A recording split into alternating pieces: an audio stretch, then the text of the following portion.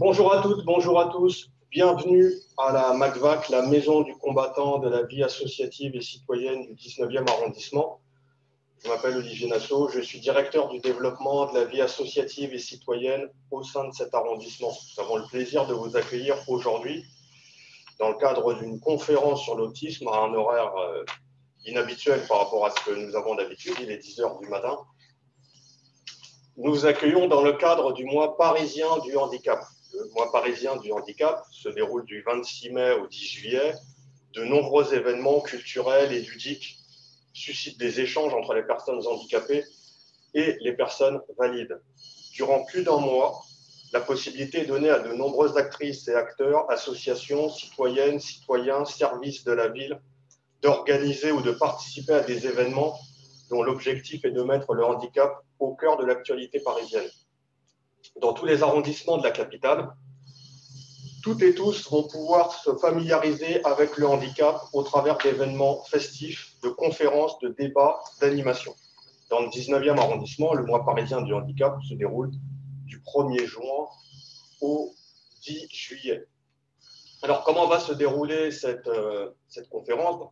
Dans quelques instants, je vais céder la parole à Madame Cécile Bossavi, conseillère d'arrondissement du 19e arrondissement, déléguée en charge de l'accessibilité universelle et des personnes en situation de handicap. Je remercie par avance nos intervenantes et intervenants qui vont se succéder aujourd'hui sur la thématique de l'autisme. Vous aurez la possibilité de prendre la parole en ouvrant vos micros ou en posant des questions directement sur le chat par écrit. Donc, je vous souhaite une bonne réunion et je cède la parole sans plus tarder à Madame Bossavi. Merci beaucoup, Olivier. Bonjour à tous et à toutes. Je suis ravie de vous accueillir une nouvelle fois pour un des événements du mois parisien du handicap. Ce mois parisien du handicap se déroule, comme vient de le dire Olivier, tout au long du mois de juin.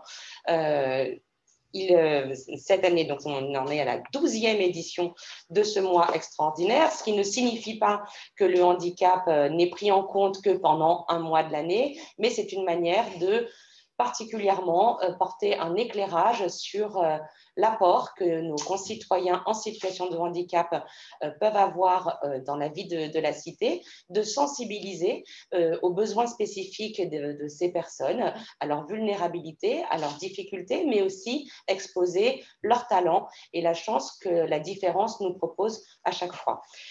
Cette 12e édition est toute particulière puisque en 2020, le mois parisien du handicap a dû être annulé pour les circonstances que vous connaissez tous et nous sommes encore cette année dans une édition particulière à distance. Nous ne pouvons pas nous retrouver et nous rencontrer.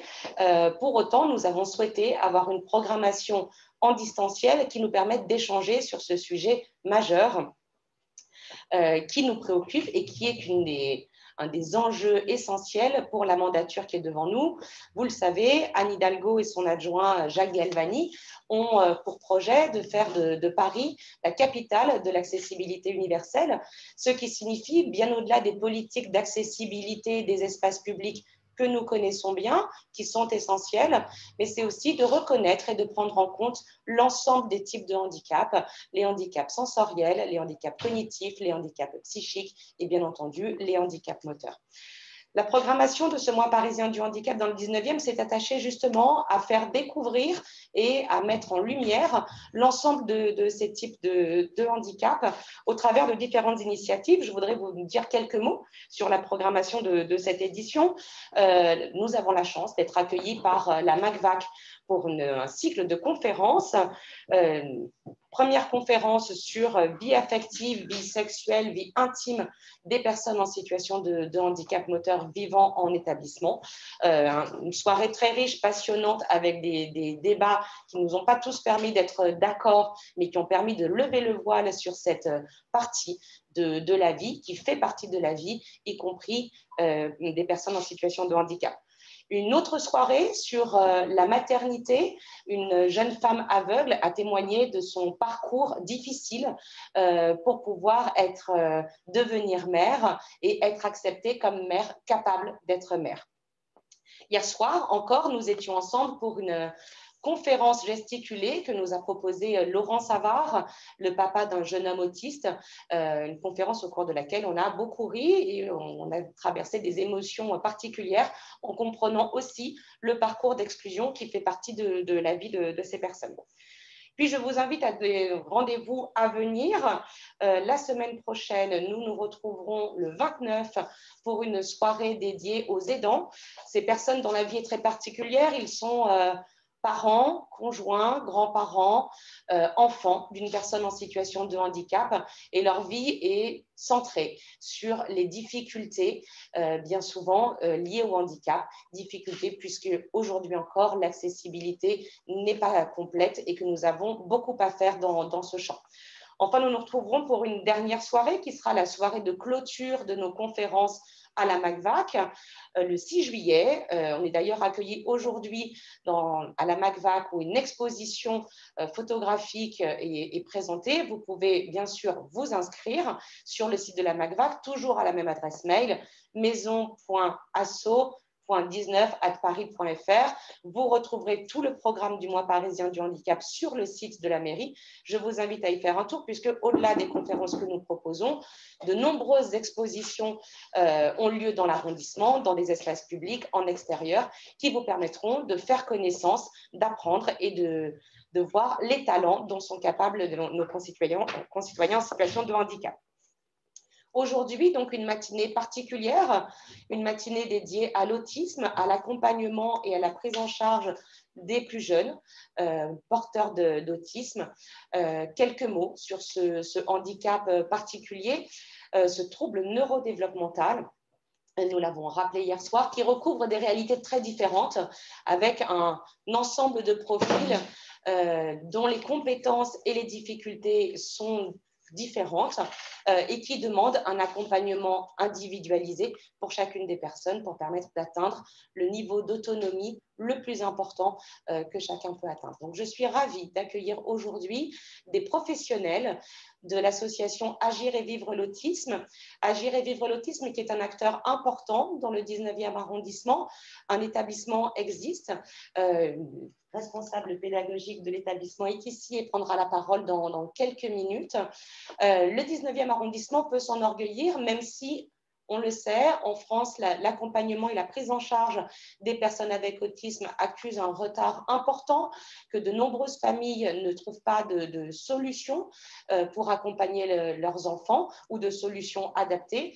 Le 19e peut s'enorgueillir d'accueillir de nombreux établissements qui permettent de répondre aux besoins et à la palette de toutes les difficultés que ce handicap peut recouvrir.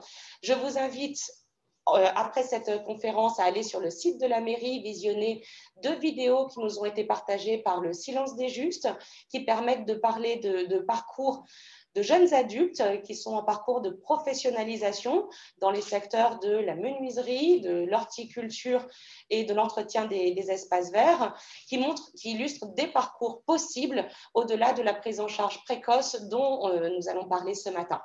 Voilà, je remercie l'ensemble des intervenants qui vont se succéder à la tribune ce matin et qui vont sûrement vous permettre d'apprendre beaucoup sur l'accompagnement qui permet aux personnes autistes de pouvoir accéder à l'autonomie. Merci beaucoup. Merci. On Du coup, je vais commencer cette présentation du travail de notre association Agir et Vivre l'Autisme aujourd'hui. Je suis Charlotte Viala, responsable clinique et psychologue d'établissement de cette association.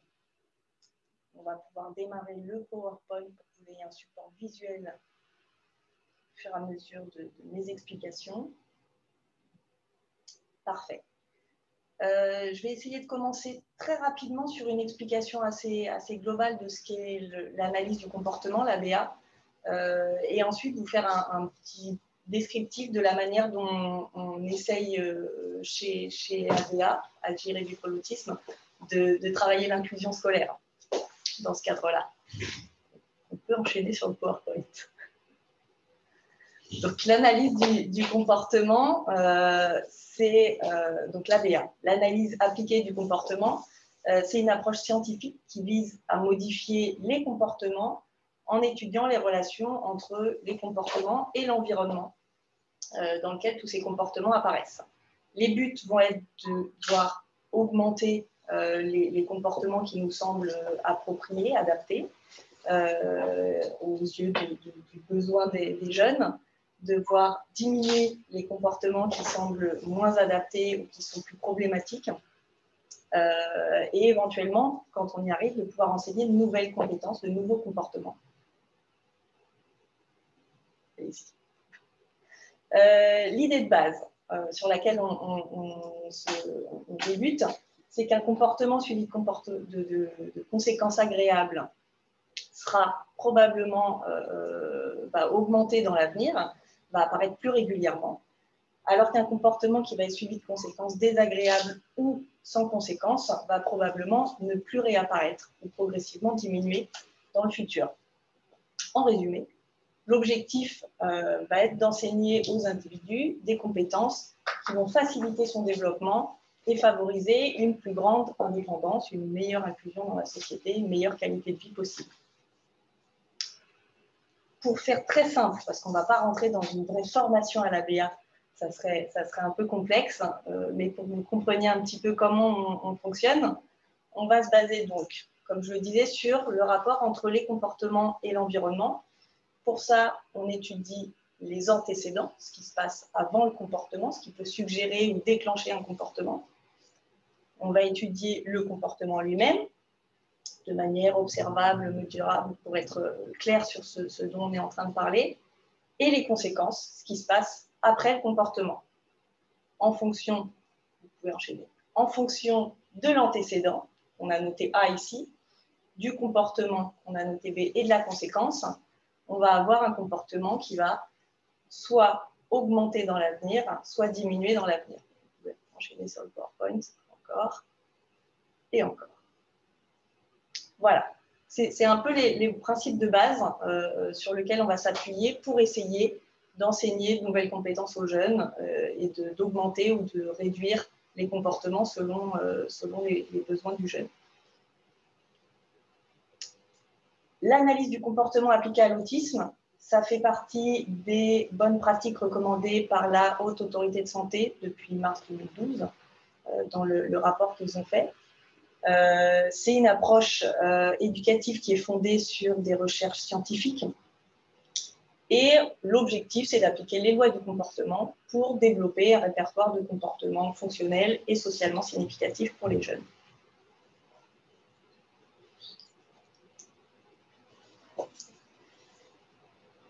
On arrive sur le cœur du sujet, l'inclusion finalement des jeunes pris en charge.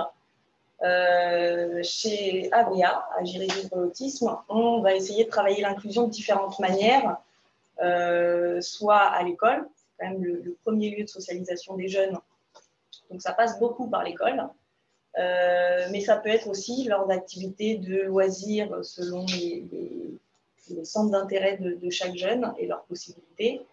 Et quand on arrive sur des jeunes qui grandissent, on peut arriver sur l'inclusion pré-professionnelle. Voilà. L'accompagnement en milieu scolaire, on essaye de travailler sur différents aspects. L'idée n'est pas juste de travailler des compétences scolaires avec le jeune et de voir si ça se passe bien en classe, mais d'accompagner sur différents plans, d'abord en échangeant avec les enseignants, ce qui est indispensable, aller régulièrement dans les écoles, échanger avec les enseignants, les AESH, l'enseignement AVS qui accompagne parfois les jeunes, participer aux réunions évidemment qui sont effectuées dans le cadre scolaire, éventuellement quand c'est possible pouvoir effectuer des actions de sensibilisation auprès des écoles, soit dans les classes directement auprès des enfants, soit auprès des équipes enseignantes, les enseignants, directeurs, etc. On va ensuite essayer de travailler des compétences en lien avec les objectifs fixés à l'école. Donc, soutenir les compétences que l'enfant est en train d'apprendre dans sa classe d'inclusion, enseigner parfois des prérequis, des compétences que l'enfant n'a pas encore et qui l'empêchent d'accéder aux enseignements qui sont délivrés dans sa classe. Et tout ça, on va essayer de le faire en ajoutant les difficultés une par une. L'idée n'est pas d'emblée de mettre l'enfant dans une situation où il y a plusieurs compétences à travailler en même temps, qui serait probablement trop en difficulté. Donc, on va essayer d'éliminer au fur et à mesure et de travailler chaque compétence individuellement pour qu'ils puissent ensuite les utiliser tout ensemble. On va travailler sur différents aspects des compétences scolaires, le soutien aux apprentissages scolaires académiques, comme je viens d'en parler, mais aussi, et c'est un point qui est généralement très important dans le cadre de l'inclusion scolaire pour nos jeunes, c'est le comportement d'élèves en classe. Comment être assis au sein d'un groupe, répondre à des consignes de groupe. Parfois, les jeunes vont répondre à des consignes quand on leur pose individuellement, mais pas quand elles sont posées à toute la classe. Être capable de réguler son comportement en fonction du comportement des autres élèves de la classe, etc. Là, on a une petite vidéo pour vous montrer un peu la manière dont on individualise l'enseignement et le travail de compétences de groupe, notamment répondre à des consignes collectives. Et elle ne peut pas passer.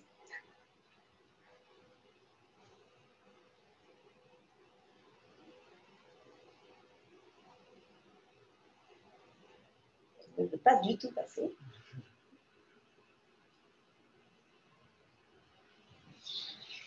Bon, alors on va faire sans la vidéo, je suis désolée.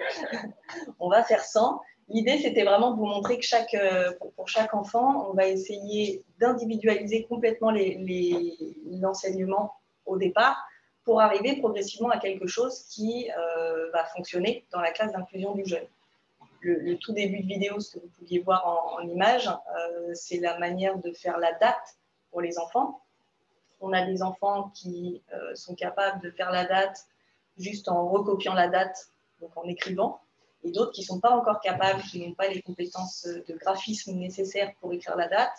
Et dans ce cas, on va adapter en imprimant des lettres mobiles éventuellement, et on va leur demander de remettre les lettres dans l'ordre, ou uniquement en retrouvant le mot global du jour de la semaine, s'ils ne sont pas capables d'associer des lettres, mais plutôt de reconnaître des mots de manière globale. Tout ça, on va l'adapter en fonction des compétences du jeune, et on va rajouter pour chaque jeune un nouvel enseignement pour pouvoir accéder à quelque chose qui se rapproche le plus possible, progressivement, des compétences demandées en classe, dans la classe d'inclusion. J'imagine que la vidéo suivante probablement ne passera pas non plus. Non. Donc, on va essayer, l'idée de la vidéo suivante était d'illustrer la manière de multiplier les environnements d'enseignement. Donc, on va apprendre dans la classe d'inclusion, on va essayer de travailler des choses en parallèle au sein de nos établissements, quand l'enfant est pris en charge dans nos établissements.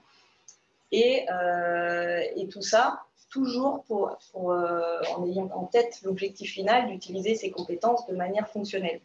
L'idée n'est pas juste d'enseigner à l'enfant à reconnaître des mots, mais que ces mots puissent être des mots utiles au quotidien rapidement. Voilà, donc les différentes manières dont on travaille l'inclusion scolaire au sein de nos établissements d'Agir et Vivre l'autisme. Merci beaucoup. Merci à vous. Et je vais laisser la parole du coup à ma collègue qui est également responsable clinique d'établissement chez Agir et Vivre l'autisme.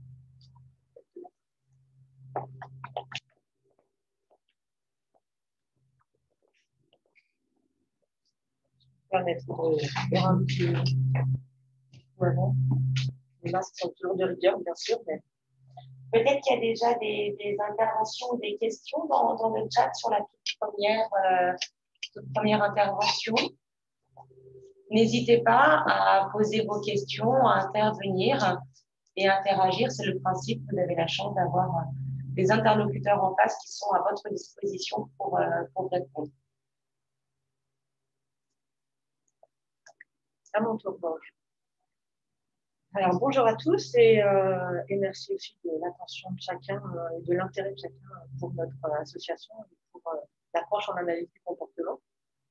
De mon côté, je suis Marie-Céline Clémenceau. Je suis analyste du comportement certifiée et responsable pédagogique dans l'association Agir et Vivre l'autisme. Je suis également praticienne et instructeur en gestion de crise, formée à un système bien particulier auquel j'ai été formée avec les États-Unis, via l'association de gestion de crise PCMA. Et je vais expliquer l'intérêt de l'utilisation de ces techniques dans nos établissements. Parce qu'évidemment, si Charlotte a parlé de l'inclusion scolaire et des jeunes qui ont accès à l'école, on a quand même dans nos établissements et dans les établissements partout en France, beaucoup de jeunes qui n'ont pas accès à l'école du fait de leurs compétences, de leur comportement qui reste difficile à gérer. Et c'est assez compliqué pour les familles d'accepter quand même cette non-inclusion à l'école, malheureusement. Mais dans nos établissements, on essaye tout de même d'inclure un maximum. Charlotte a parlé de l'inclusion dans les centres de loisirs notamment. Et on essaye d'inclure les jeunes dans le milieu ordinaire le plus possible. Donc, en société, aller faire des courses, aller dans les parcs, aller dans les musées, aller dans les magasins, aller choisir ses vêtements, etc., etc. C'est aussi de l'inclusion dans le milieu ordinaire. Parlez plus fort. Oui, c'est possible. Je pense que pour nos invités, nécessité à... C'est vrai. Merci.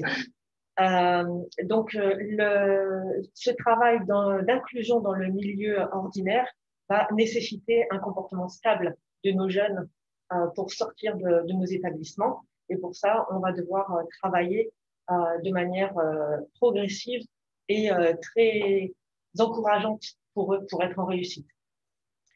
Donc, comme je disais, les comportements qui freinent l'inclusion dans la société peuvent amener à l'isolement des jeunes, à l'isolement des familles, puisque c'est difficile de gérer les troubles du comportement à l'extérieur. Et l'idée pour nous, c'est justement d'améliorer cette qualité de vie au quotidien. Dans notre travail en analyse du comportement, et Charlotte l'a déjà évoqué, il s'agit pour nous d'analyser les raisons pour lesquelles les comportements apparaissent, de savoir à quoi servent ces comportements pour le jeune quand il y a des cris ou quand il y a des comportements d'agressivité envers lui, envers les autres, ou de destruction du matériel aussi parfois. C'est pas envers lui ou envers les autres ou envers elle, parce qu'on a aussi des jeunes filles, mais c'est la destruction du matériel. La destruction du matériel peut être assez importante puisque c'est l'environnement, c'est dévaliser les étagères, lancer sa chaise, donc des comportements qui ont quand même une certaine violence envers lui ou envers les autres, avec le risque pris. Donc, notre travail, ça va être aussi pour améliorer ces comportements. Une fois qu'on a trouvé les raisons pour lesquelles ces comportements apparaissent, d'enseigner les compétences qui vont être alternatives pour pouvoir diminuer ces comportements. Souvent, il s'agit de la communication. En enseignant un système de communication aux jeunes, on arrive à diminuer un certain nombre de troubles de comportement, enseigner la communication pour demander quelque chose, demander de l'aide, demander l'accès à de l'attention, à un jeu, à quelque chose pour manger, pour boire. C'est les premières choses sur lesquelles on va travailler. Mais il n'y a pas que la communication, il y a aussi le fait de savoir s'occuper au quotidien, seul ou dans un groupe, et également la participation aux activités, la participation aux activités de la structure, mais aussi de la famille, le week-end, pendant les vacances. Donc, ça passe par apprendre à jouer, à s'engager dans un certain nombre d'enseignements pour pouvoir obtenir ou atteindre ces compétences. Et le travail se fait de manière progressive avec l'équipe. Dans tous les cas, ils auront besoin de nous en tant qu'adultes, éducateurs, parents, que l'on propose des enseignements qui vont leur permettre aussi d'avoir accès à du choix au quotidien. Le fait qu'on accompagne des jeunes en grande difficulté, on a tendance, par la force des choses, à décider beaucoup de choses à leur place, leur planning, leurs activités, leurs préférences, etc. Et donc, enseigner le choix aussi aux enfants, ça fait partie de notre travail. Pour enseigner tous ces objectifs-là, il va falloir aussi décomposer les enseignements de manière à ce que les enfants soient en réussite. Plus les enfants vont être en réussite, et plus ils vont avoir envie d'apprendre et être parmi nous. En tant qu'instructeur de gestion de crise, on forme nos praticiens et nos éducateurs à comprendre le fonctionnement de nos jeunes pour pouvoir déterminer les stratégies à utiliser avec eux et les mettre en réussite. Dans notre système, on a une manière de déterminer, d'identifier le niveau de fonctionnement du jeune. On en détermine 4 particulièrement. Un fonctionnement qui est stable, un fonctionnement en pré-crise, un fonctionnement de crise et un fonctionnement d'après-crise. Et selon le niveau de fonctionnement dans lequel le jeune se trouve, on va adapter les stratégies pour permettre aux jeunes de revenir toujours en fonctionnement stable. Dans le fonctionnement, pour identifier le fonctionnement dans lequel le jeune se trouve, on va se focaliser sur l'observation. Pardon, et l'approche, voilà. Certains se plaignent de ne pas vous entendre suffisamment. C'est vrai qu'avec l'articulation et le masque, c'est pas facile. Peut-être si je me rapproche. Alors, je disais oui. Donc, ce qui va être important pour nos praticiens, pour nos éducateurs et pour les parents également, c'est d'apprendre à identifier le niveau de fonctionnement du jeune. Et pour ça, on va enseigner à nos éducateurs, praticiens, parents, à déterminer, à observer les comportements du jeune, sa physiologie, ses pensées, ses émotions. En observant de manière objective et directement ces aspects-là, on va pouvoir adapter les stratégies.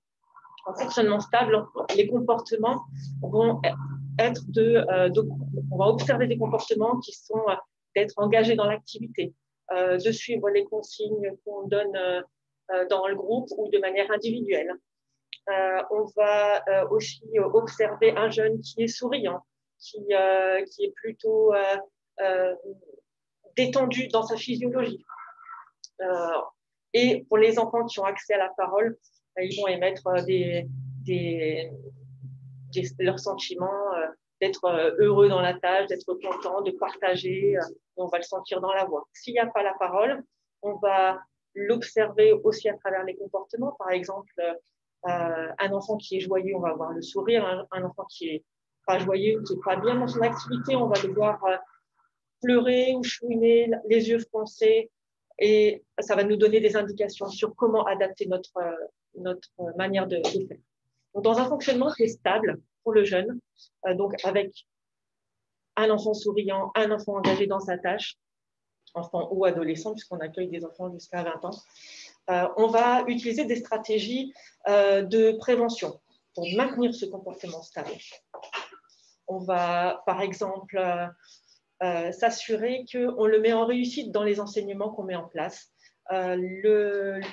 l'encourager énormément à rester stable dans ses activités en félicitant, en donnant accès à du choix, en donnant accès à des choses qu'il aime. On va aussi s'assurer que tout se passe bien au niveau physiologique. Est-ce que l'enfant n'a pas d'inconfort particulier? Est-ce qu'il a passé une bonne nuit? Est-ce qu'il a bien mangé ce matin avant de partir au centre? Ça aussi, ça va permettre de s'assurer que l'enfant reste dans un état le plus stable possible. Est-ce que ça va mieux par rapport là? Tout le monde entend mieux?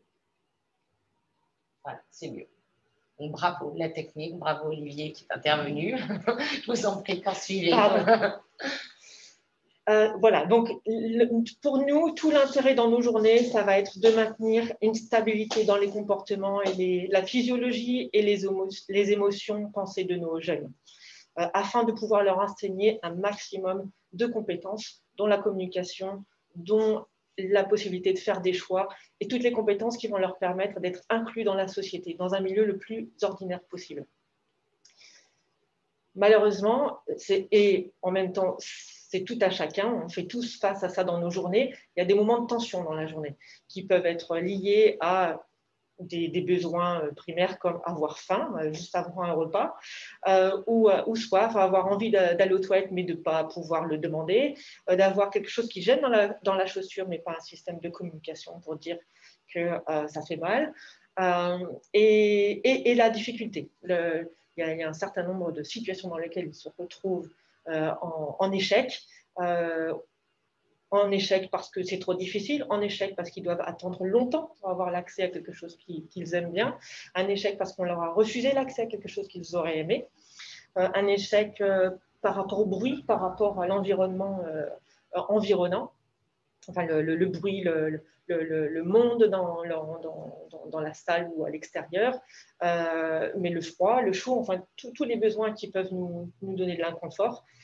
Mais sans système de communication particulièrement, c'est difficile de l'exprimer aux intervenants ou aux parents, et ça se traduit par des troubles du comportement, d'abord minimes, et qui peuvent être désescaladés. Et là, on va utiliser des stratégies où on va chercher à désescalader. C'est pour ça qu'on enseigne beaucoup à nos praticiens et éducateurs à observer le comportement et la physiologie des enfants pour savoir anticiper et adapter les stratégies.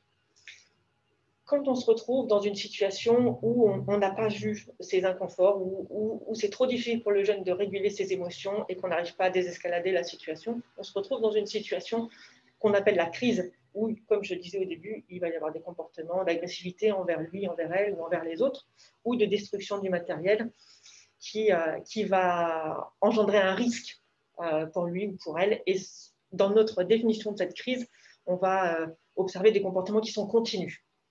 Ça ne va pas s'arrêter. Il va falloir que nous, on intervienne pour pouvoir protéger le jeune, protéger les autres, protéger aussi les adultes environnants. Et on est formé donc à un certain nombre de techniques d'intervention physique afin d'accompagner la gestion de la crise. J'insiste sur l'accompagnement de la crise parce que les principes directeurs dans notre système de gestion de crise va être d'accompagner et non de bloquer. Alors évidemment, on va chercher à la stopper, cette crise, mais dans l'accompagnement, on va éviter qu'il y ait de la douleur, on va être dans le respect de la dignité de la personne, de l'enfant, du jeune, ça peut être un adulte, et de donner des feedbacks continus à la personne, avec un minimum de paroles. C'est plutôt dans notre accompagnement physique de la gestion de crise, pour permettre à la personne de se relaxer en se disant ils sont là pour m'aider et ça ne sert à rien que je m'énerve et je redescends. Il y a des situations qui sont très compliquées pour les adultes à gérer, et on a donc des techniques qui peuvent être utilisées à une personne, 2 personnes ou 3 personnes pour être dans la réussite de la gestion de cette crise et dans l'accompagnement de cette crise. On insiste énormément sur ce côté éthique de l'accompagnement, parce que l'idée, c'est vraiment que le jeune comprenne qu'on est là pour l'aider. C'est parfois difficile pour les parents de comprendre ou d'accepter ou de valider l'utilisation de techniques physiques, parce qu'on appelle, tout le monde comprendra qu'il s'agit quand même de maintien physique de l'enfant, mais l'intérêt, c'est vraiment de les protéger, eux, de protéger les camarades et de protéger les adultes. Et il y a vraiment ces principes directeurs sur l'absence de douleur et sur le respect de la dignité de la personne. Cette gestion de crise, elle peut durer un certain temps jusqu'à ce que la personne, l'enfant, le jeune, la jeune, puisse être relaxée complètement et qu'on puisse progressivement relâcher le maintien physique jusqu'à ce qu'on revienne à une situation plus stable. Alors, plus stable, pas tout de suite, parce que évidemment, et on en fait nous-mêmes l'expérience dans notre quotidien ou quand on était plus jeune, quand on est en situation de crise nous-mêmes, on ne revient pas à un fonctionnement stable d'un coup, on a besoin d'un temps pour redescendre et on ne passe pas des pleurs au rire. Parfois, certains oui, mais c'est plutôt en dents de scie.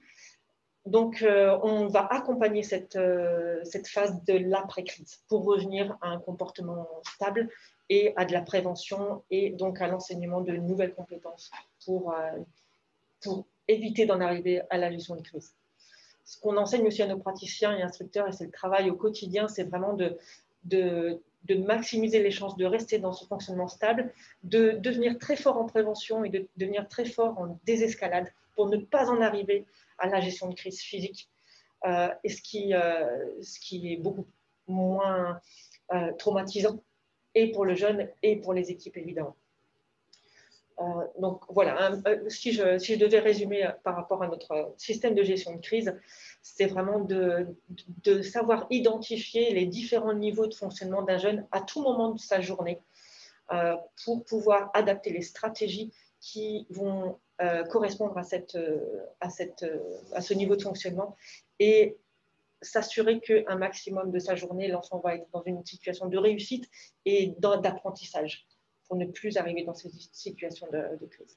On va aussi, dans ce fonctionnement stable, leur enseigner des stratégies de régulation de leurs émotions et de leurs comportements pour que d'eux-mêmes, par la suite, ils arrivent à avoir une certaine autonomie dans cette désescalade et qu'ils ne soient pas forcément obligés d'avoir besoin de nous tout le temps. Pour un certain nombre d'entre eux, ce n'est pas possible pour tous, mais l'idée, c'est de les accompagner vers cette autonomie-là. Voilà.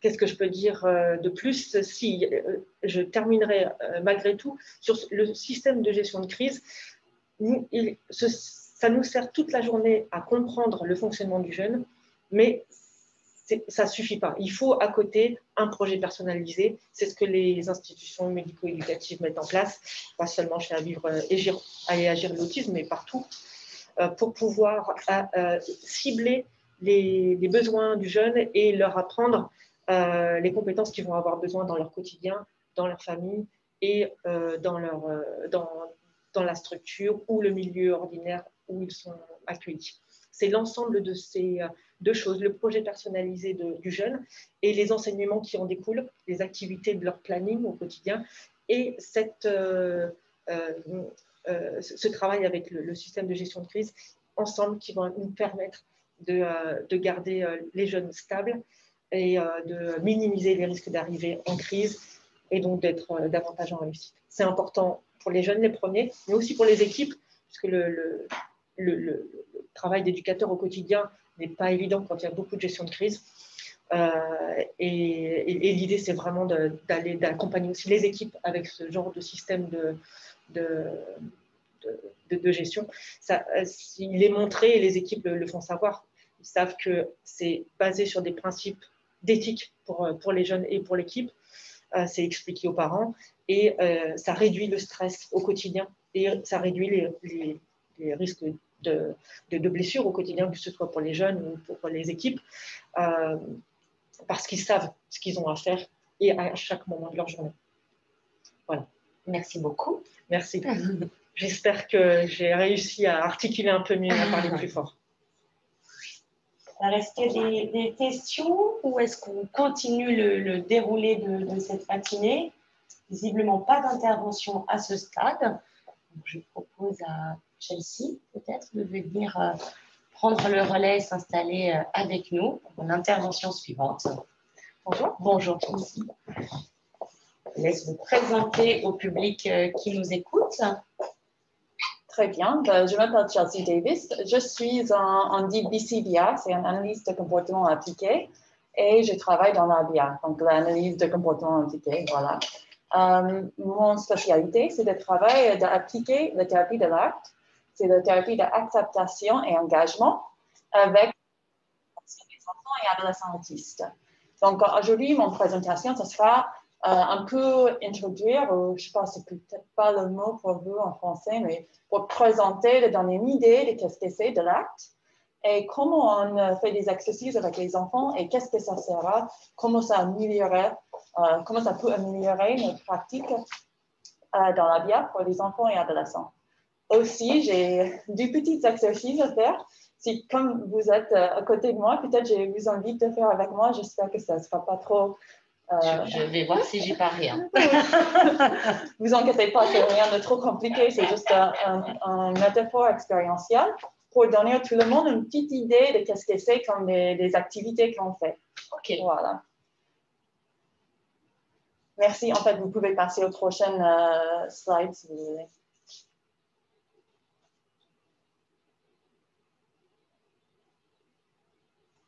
Donc voilà, dans le CDC, c'est le Center for Disease Control en anglais, il y a une liste de symptômes de l'autisme.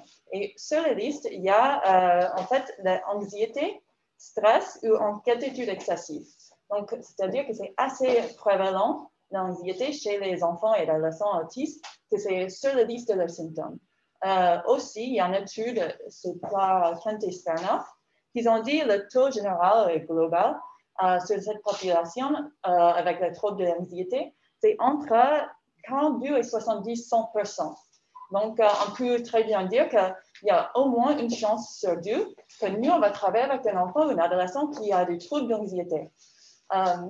C'est-à-dire qu'il faut qu'on comprenne comment on travaille avec cette population qui a souvent des comorbidités.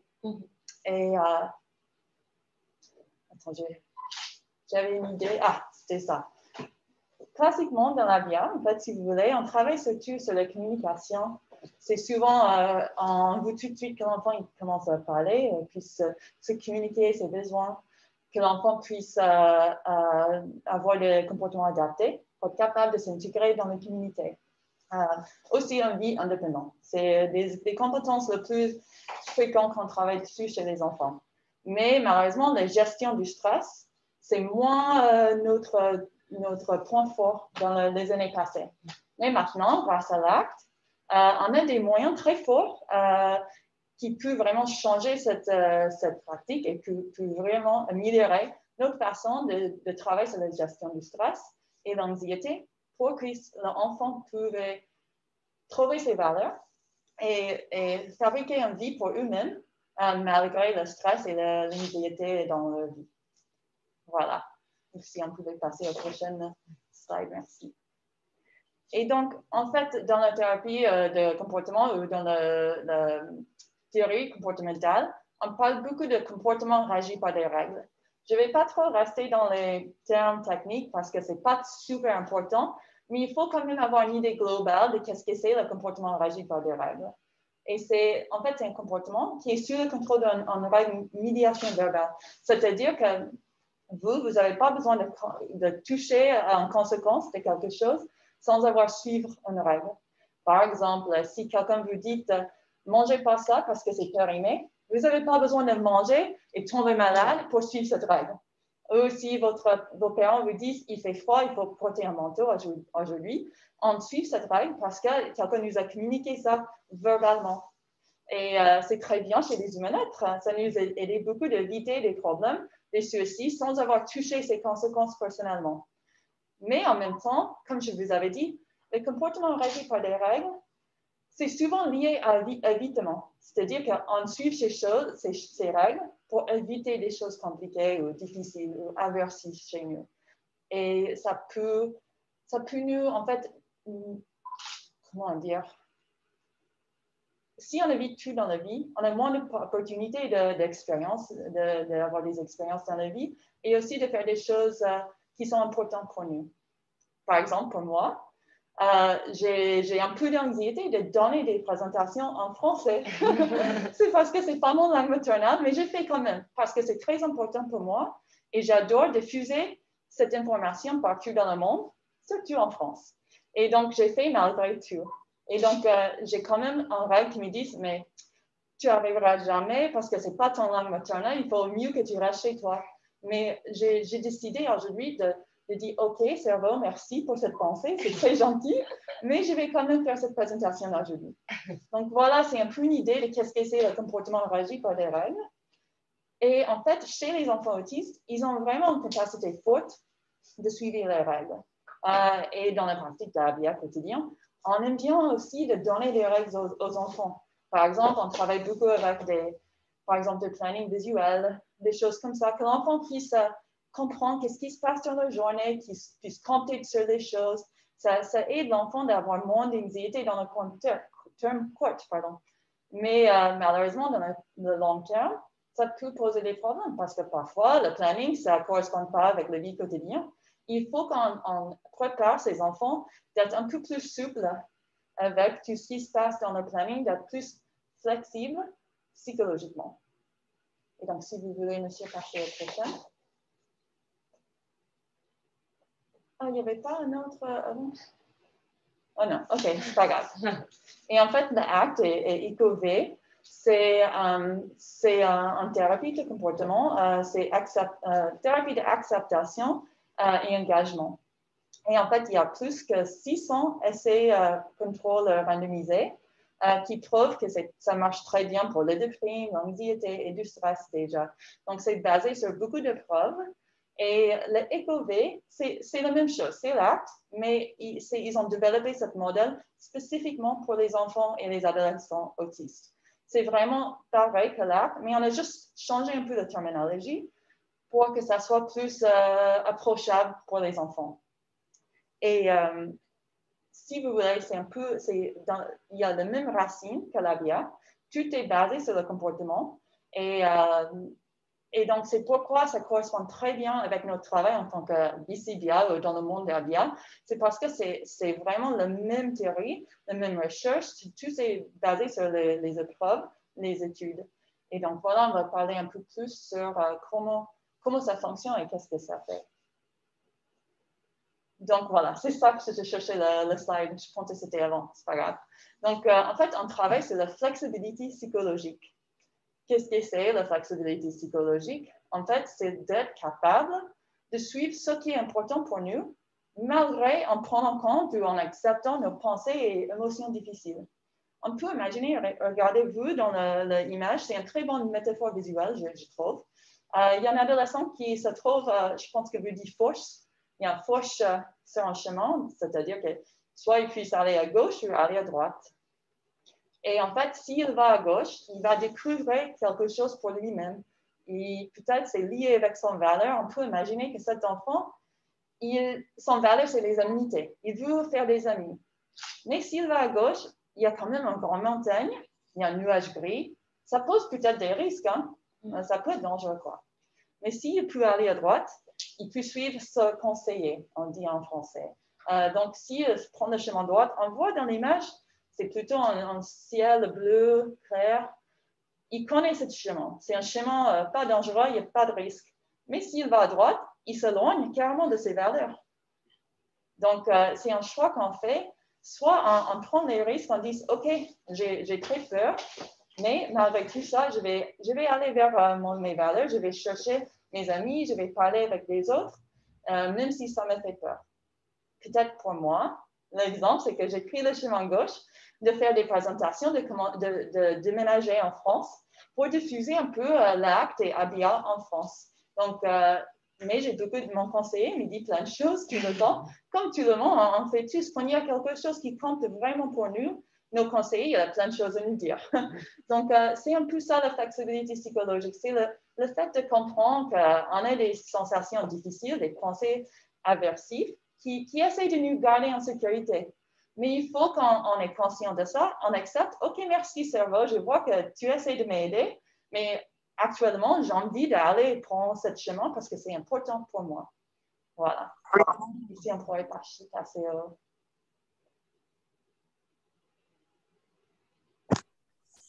Et donc là, je m'inspirais un petit peu de faire cette slide. C'est un peu une image de qu'est-ce que c'est EcoV.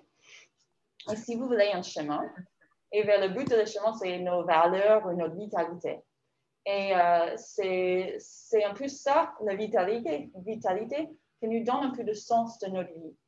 Et le reste des composants, c'est des comportements un peu généralisés, c'est des répertoires, si vous voulez, qu'on travaille chez les enfants et adolescents. Donc, la vitalité, ça peut être pour un enfant, par exemple, ils sont jeunes, hein? Ils n'ont pas une grande histoire d'apprentissage comme nous, donc leur valeur, c'est peut-être pas du santé, de bien-être. Ça sera plutôt s'amuser, d'avoir des amis, leur famille. Et on cherche les valeurs avec l'enfant pour qu'il puisse identifier ce qui est important pour lui ou elle. Après, il y a l'explorateur. L'explorateur, on dit avec l'enfant, c'est ton explorateur qui fait ça. Mais en réalité, c'est un comportement un peu généralisé. C'est ce qui en fait ouvertement, c'est notre comportement ouvert, comment on dit, un peu observable. Voilà. C'est le comportement, ce n'est pas nos pensées, c'est vraiment de physiquement faire quelque chose vers nos valeurs. Par exemple, pour un enfant qui aime avoir des amis, de demander de jouer avec un enfant dans une classe, il travaille avec son explorateur dans ce moment. Ou il y a aussi des enfants qui aiment bien jouer de la même façon. Ils sont un peu rigides avec leur façon de jouer. Ils aiment toujours jouer avec les mêmes paroles, les mêmes personnes, les mêmes caractères, et parce que c'est dans leur zone de confort. Mais s'ils avaient une valeur pour faire des amis, par exemple, il faut prendre des risques de jouer un peu autrement, peut-être partage le jeu pour qu'ils puissent avoir des amis. Parce qu'au bout d'un moment, un enfant ne veut pas toujours jouer de la même façon que l'autre. Donc, il faut être un peu explorateur dans la vie et essayer des choses qui sont importantes pour nous. Et c'est vraiment le comportement ouvert et physique qu'on voit quand nous, en tant que BCBA ou ABA, on peut mesurer. On aime bien mesurer le comportement. Donc, c'est quelque chose qui correspond bien avec nous. Après, il y a l'observateur. Et ça, c'est quand on travaille sur la façon de s'asseoir ou même juste faire attention le moment présent, tout ce qui est devant chez nous. Par exemple, d'observer le fait que chaque fois que je vais dans la classe, j'ai le cœur qui bat. C'est parce que je pense que j'ai un peu peur. J'ai observé mon cœur qui bat avant de réagir. Ou j'observe que j'ai une pensée que je suis trop nulle de faire des amis, donc je ne vais pas aller asseoir à côté d'un groupe de copains.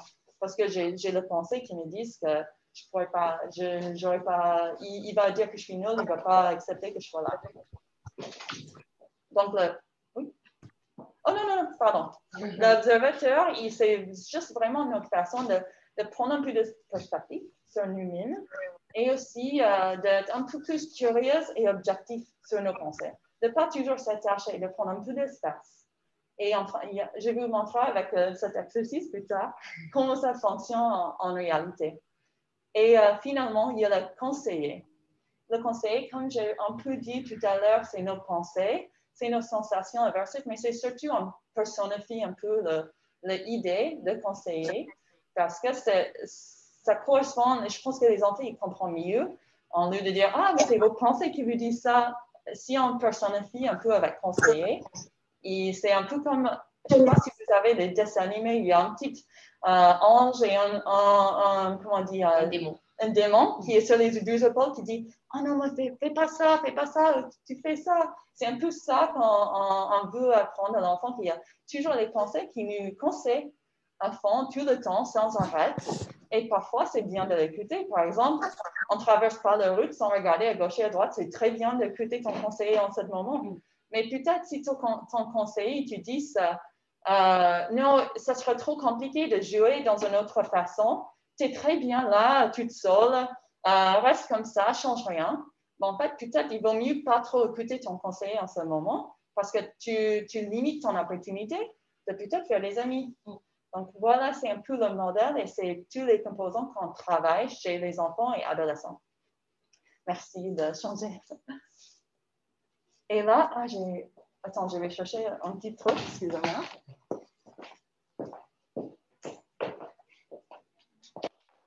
petit exercice pour un peu montrer comment ça marche. Donc, là aussi, il y en a une boîte. C'est une boîte au mystère parce qu'on ne sait pas ce qu'il y a dedans. Donc, on va commencer avec notre observateur. Et je vous invite d'observer avec moi tout ce que vous pouvez voir avec vos 5 sens. Donc, on va commencer en visuel, oui. Vous voyez quoi? Je vois une boîte noire fermée. Très bien.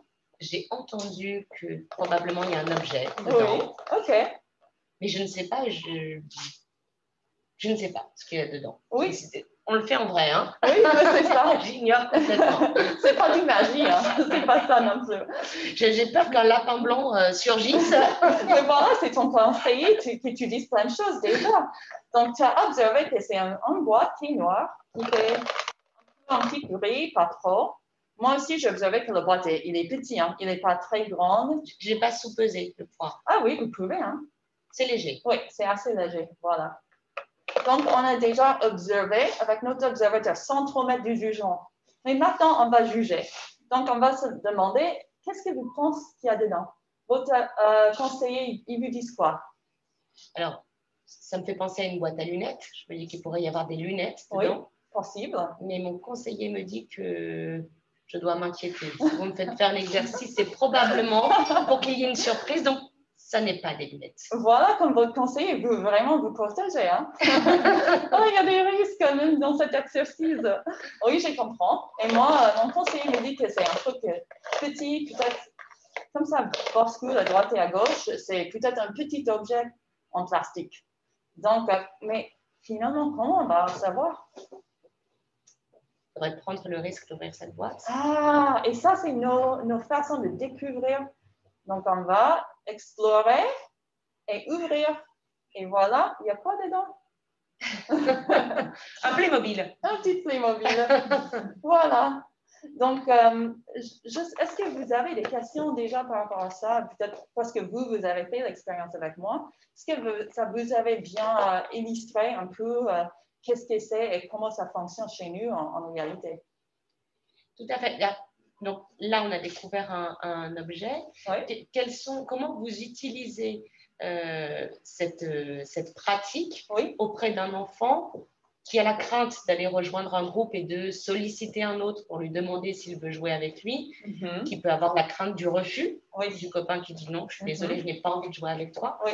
Comment vous accompagnez ce comportement de la même manière que vous l'avez fait avec la découverte de ce Playmobil? C'est une très bonne question et c'est un peu la question d'aujourd'hui, hein, c'est de nos jours. Dans l'ABA, comment c'est une très bonne pratique, il y a des racines comportementales, mais comment on peut appliquer ça chez les enfants, notamment les enfants qui ont peut-être une capacité moins forte de se communiquer. Et donc là, je prends que des bouquins dessus. Il y a beaucoup de choses qui se passent en ce moment pour publier plus des articles et montrer plus des moyens. Mais pour répondre à votre question précise, on commence déjà de travailler sur un répertoire. Donc, de faire des exercices, pas dans la situation qui évoque ce stress, pour déjà un peu comme de désensibilisation systématique, hein, si vous voulez. On commence à faire ces jeux qui sont sympas pour apprendre qu'est-ce que c'est, tous ces termes, comment nous fonctionnons chez les humains. Et après, petit à petit, on peut commencer à toucher le sujet de parler avec un enfant qui peut-être il a peur de faire un ami. Donc, peut-être petit à petit, on approche le sujet actuel et on peut encourager l'enfant. Mais c'est surtout, on évite de rajouter des renforcements supplémentaires. On veut que l'enfant, dans ces cas, il fait à volonté. Donc, on attend jusqu'à l'enfant est prêt et il dit, oui, mon valeur est clairement d'avoir un ami. Et j'ai mon conseiller qui me dit, je suis trop nulle de le faire. Comment on va arriver? Peut-être l'enfant, il n'est pas encore si courageux d'aller jusqu'au bout. Donc, on peut faire des jeux de rôle, par exemple. On essaie. Et puis, peut-être on demande à un étudiant dans la classe de venir vers lui au début. Et puis, petit à petit, vous voyez, c'est systématique. Comme ça, l'enfant va arriver vers le bout. Donc, c'est quand même les composants comportementaux à la base qui sont alliés avec le fait qu'on puisse toucher un peu les pensées et les émotions. Donc, est-ce que ça répond un peu? Oui, Ok. j'ai compris. Très bien. Peut-être qu'il y a des questions parmi nos invités. Bon, pas pour l'instant, donc je crois que vous avez été très clair. Très bien, parfait. Bah, j'avais un autre exercice, mais si on n'a plus de temps, ça dépend. Je ne regarde pas bien le temps en ce moment, donc je ne sais pas si... On peut faire un autre exercice. OK. Monsieur, si vous pouvez passer pas cela, parce que ça prendra trop de temps, mais cela. OK. Donc, est-ce que vous, madame, vous avez eu des moments où vous avez quelque chose compliqué dans votre vie, une tâche difficile où vous pensez que vous n'arriverez pas? Oh, oui. Ah oui, et vous avez, et peut-être vous avez quand même arrivé quand même de le faire. Oui, il y a très très longtemps. Oui. J'ai pensé que j'aurais jamais mon bac. Ah ben voilà. Par exemple. Voilà. OK. Ben moi, par exemple, pour avoir mon titre de BCBA ou même d'apprendre le français, c'est une tâche pas évidente, quoi. Et j'ai eu plein de moments où mon conseiller me dit, mais vous n'arriverez pas, il faut trouver une autre chose qui est moins compliquée. Pourquoi pas, vous n'avez pas décidé d'être, j'en sais pas, pâtissière, c'est compliqué ça aussi. Vous voyez, un truc qui est peut-être moins demandant par rapport aux études. Mais j'ai quand même réussi. Et imagine si vous n'avez pas réussi de faire votre bac, vous serez comment? C'est un drame. Ben oui. Et maintenant, quand même, vous avez réussi. Tout à fait. Et vous êtes là aujourd'hui. Et comme moi, si j'avais disais, OK, j'écoute mon conseiller, j'arrête, je ne peux pas apprendre le français, je vais trouver un travail plus simple, je pense que mon vie sera moins riche, enrichissant. Donc, je suis quand même contente de l'avoir fait. Et donc, on va faire un petit exercice pour un peu illustrer que nos conseillers ou nos pensées ne sont pas tout puissants. Donc, déjà, je vous invite de fermer les yeux avec moi et penser, je ne peux pas me lever. OK? Et maintenant, j'ai vu que vous fermez vos yeux encore, vous gardez les yeux fermés, et pensez, levez-vous. Mais vous n'avez pas. Vous voyez, le conseiller. Donc, on pense nos conseillers nous disent, levez-vous, mais on reste assis. OK, très bien. Et maintenant, on va dire 2 fois, je ne peux pas me lever, et après, vers le 3e, on va se lever. On fait ensemble? OK. OK. Je ne peux pas me lever, je ne peux pas me lever, je ne peux pas me lever. Et voilà, et on s'assoit. Donc, en fait, j'ai fait un exercice similaire à ça avec, par exemple, les adolescents. Parce que les jeux au boîte de mystère pour les adolescents, ça dépend sur l'adolescent, mais parfois, c'est un peu trop, c'est trop adolescent, enfant pour eux. Oui. Donc, c'est pour montrer qu'il y a des fois que nos conseillers nous disent en oreille, par exemple, je ne peux pas me lever, mais on se lève quand même. Et je ne sais pas pour vous, votre expérience, mais à chaque fois que je le fais, quand je dis je ne peux pas me lever et je me lève, ça fait une expérience un peu bizarre.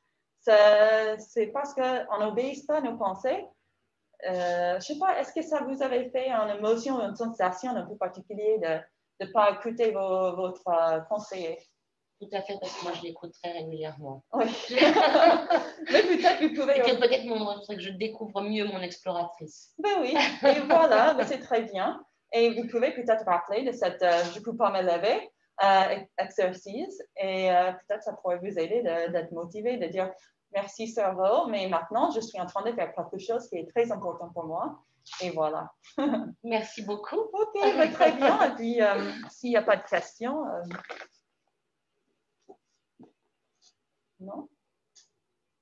Non, on n'a pas de questions pour l'instant. Peut-être qu'on passe à la suite, puisque les questions viendront après. Parfait. Merci beaucoup, Chelsea.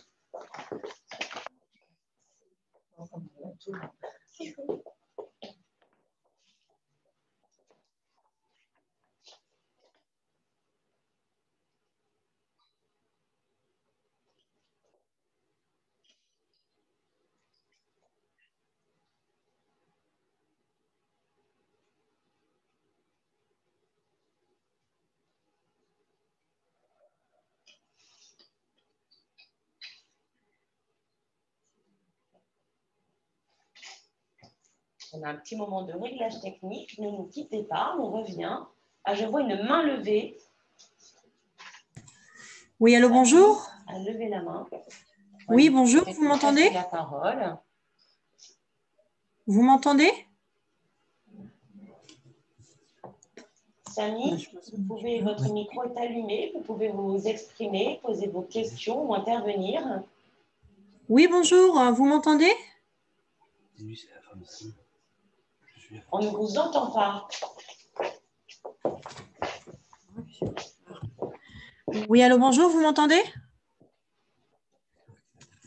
Je ne sais pas. Vous m'entendez? Non, non. Nous indiquons, on nous entend, ce qui est parfait, mais on... Ah, voilà. Bonjour, vous m'entendez ou pas?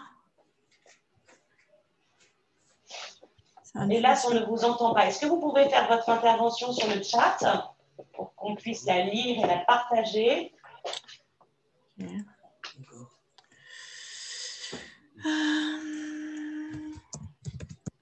J'avais une question sur le slide.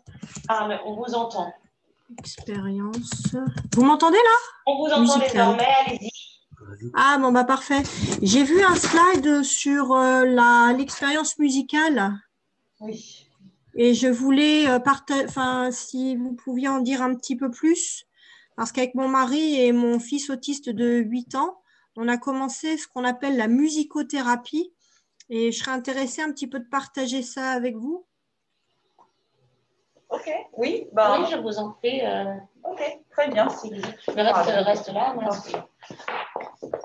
En fait, le slide, c'est encore une façon de travailler sur les composants de EcoV. Donc, si vous voulez, là, c'est ce qu'on pourrait faire. J'avais peur qu'il y aurait des soucis techniques, donc je n'ai pas fait parce qu'il faut aller sur YouTube. Mais ce qu'on fait, c'est qu'avec les enfants, on peut mettre de la musique qui évoque des émotions un peu particulières. Ça peut être des musiques très heureuses qui nous rendent contents. Ou ça peut être de la musique un peu triste, ou même de musique avec beaucoup d'énergie. Et là, on écoute la musique et on écoute peut-être pendant 1 minute ou plus, comme vous voulez, franchement. Mais après, on pose les mêmes questions, un peu comme on a fait avec le boîte au mystère. Donc, on dit, qu'est-ce qu'on a observé quand on a écouté cette chanson? Peut-être moi, j'ai observé, il y avait une guitare électrique. Peut-être vous auriez observé quelque chose qui se passait dans la vidéo. J'ai observé qu'il y a un chien dans la vidéo ou je ne sais pas quoi. Après, on travaille sur le conseiller. Mon conseiller m'avait dit que j'avais envie de danser, mais j'ai eu peur que vous me trouverez nulle. Donc, je ne dansais pas. Ou mon conseiller m'avait dit que je n'aimais pas la chanson. Ce n'est pas mon style, je n'aime pas. Et donc, on travaille un peu sur le fait de nos conseillers, même quand on écoute de la musique. Et puis après, on parle de, s'il y a certains qui ont dansé, c'est leur façon de découvrir le monde, comment on dit, discover, comment en français? Explorateur, voilà. Pardon, j'ai perdu le mot parce que j'ai tellement l'habitude de parler en anglais sur ce modèle. Mais c'est l'explorateur qui nous amène à danser pour explorer la chanson. Parce que même si notre conseiller nous a dit, j'ai trop peur de danser, tout le monde va moquer de moi, mais si vous dansez, c'est une façon d'être un explorateur. Donc, pour adapter ça à un enfant qui a peut-être moins de capacité de s'exprimer, de communiquer, de juste faire l'expérience avec l'enfant et peut-être modeler comment ça nous a fait de parler de ce vocabulaire avec des mots simples et de faire beaucoup des autres, des moyens de faire le même exercice. Ça peut être des dessins animés. Dans le dessin animé, il y a quelque chose qui se passe, un événement assez important pour modeler comment le caractère a eu des émotions très fortes. On peut vraiment adapter ça, cet exercice, un peu dans plusieurs moyens, mais musicalement, c'est quand même plus fun et c'est une façon que tout le monde peut participer. Voilà, j'espère que ça a un peu répondu à votre question. Oui, c'est parfait, merci. Ouais. Très bien.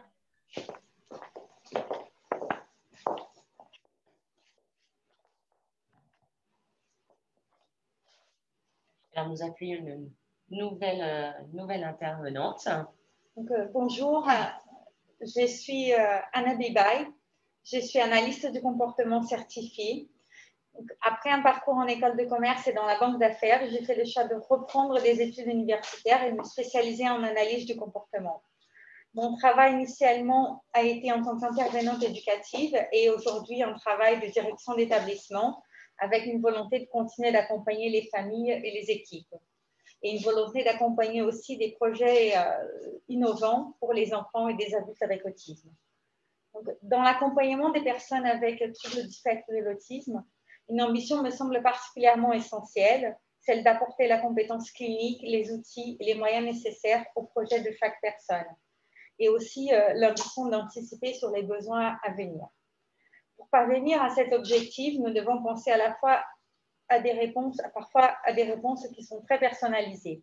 On a eu ici des présentations très différentes sur l'inclusion en milieu ordinaire, sur les situations de crise, sur le travail par l'acte, peut-être un peu plus ciblé aujourd'hui avec des enfants plus verbaux.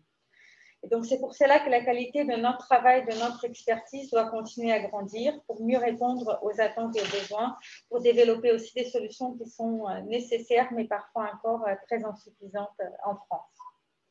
Donc, une partie importante de mon travail ces dernières années était en lien avec la réorganisation des services afin d'améliorer la prise en charge clinique et de préserver la place de l'enfant et de sa famille au cœur de l'accompagnement. En lien avec les différentes cibles que ces objectifs peuvent nécessiter, je voudrais présenter plus spécifiquement aujourd'hui des aspects de structuration de la prise en charge éducative.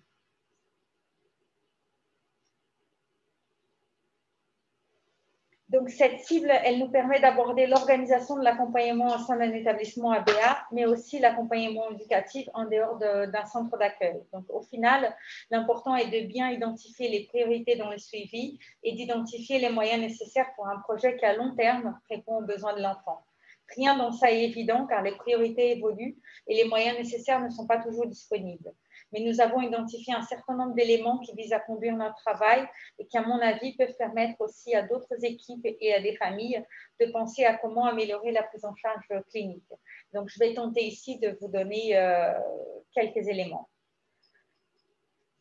Donc, l'objectif de travail de structuration de la prise en charge que je vais décrire a été initialement mis en place à travers 3 actions. Donc, structurer les classes et les équipes en fonction des projets des enfants, diversifier les environnements d'apprentissage de chaque enfant et diversifier les pôles d'activité éducative. Et c'est ce que je vais essayer de détailler.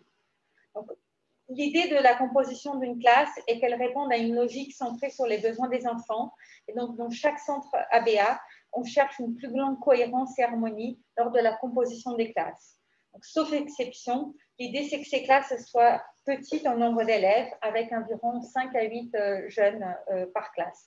Donc là, j'avais mis 4 et 6, ça fait partie des évolutions qu'on a pu progressivement mettre en place. Donc, par exemple, si on passe de 4 à 6 à aujourd'hui à 5 à 8, c'est bien évidemment parce qu'on considère que dans une situation d'école classique, le nombre d'élèves est plus grand. Donc, si on peut préserver la qualité, individualiser la prise en charge, mais avoir un nombre plus important de jeunes dans une classe, c'est une démarche qui va dans le sens d'un accompagnement plus proche de ce que l'enfant va retrouver à l'extérieur de l'établissement. Donc, on va me questionner régulièrement sur les troubles du comportement dans la mise en place de ce type d'organisation. Donc, je vais essayer d'anticiper ce type de questions et d'en faire un point. Donc, on accueille des enfants avec autisme. Des troubles du comportement sont présents dans toutes les classes, avec bien sûr des fréquences, des topographies et des intensités qui vont varier considérablement. Donc, il n'y a pas de classe sans troubles du comportement et il n'y a pas de classe non plus, évidemment, où on va réunir tous les enfants qui présentent des troubles du comportement. On doit pouvoir clairement identifier ces comportements de problème, identifier des situations complexes aussi au sein de chaque centre. Pour le faire, on a une grille de cotation et on va tenter de suivre de manière hebdomadaire des situations qui sont complexes et d'avoir dans ces situations complexes identifiées des propositions éducatives et une organisation interne qui est majoritairement une modulation du ratio d'encadrement et des antécédents et des conséquences dans un emploi du temps qui va être plus individualisé. Donc, comportement de problème ou pas, chaque enfant est dans une classe et sa participation est ajustée pour assurer sa réussite. Donc, Les éléments suivants sont recherchés dans cette organisation. C'est la slide d'avant. Donc, un ensemble de professionnels qui va travailler dans une classe avec l'ensemble des enfants. Des situations où les équipes travaillent entre des différentes classes vont être évitées pour faciliter la formation et la supervision. Une organisation pensée pour préserver la présence des cadres sur le terrain en tant que coach des équipes pédagogiques. Donc, la spécialisation de cette organisation, c'est dans l'idée que les équipes vont suivre des projets plus homogènes, bien évidemment pendant un certain temps, et qu'à chaque rentrée scolaire, on peut repenser cette organisation avec des changements partiels dans les équipes.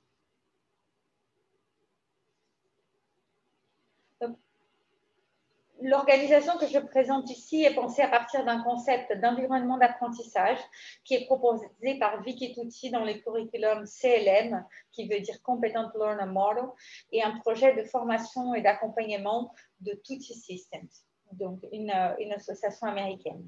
Donc mon travail avec Vicky a démarré en 2012 lorsque j'ai pris la direction de l'IME Maya, une structure expérimentale à Paris qu'elle a visitée et où elle nous a accompagnés pendant un certain nombre de mois. Avant de développer ces concepts d'environnement d'apprentissage, je voudrais préciser que cette organisation, pour nous, elle démarre avec un emploi du temps et une idée d'une durée que je présente ici à titre indicatif, mais d'environ 20 minutes dans chaque environnement d'apprentissage.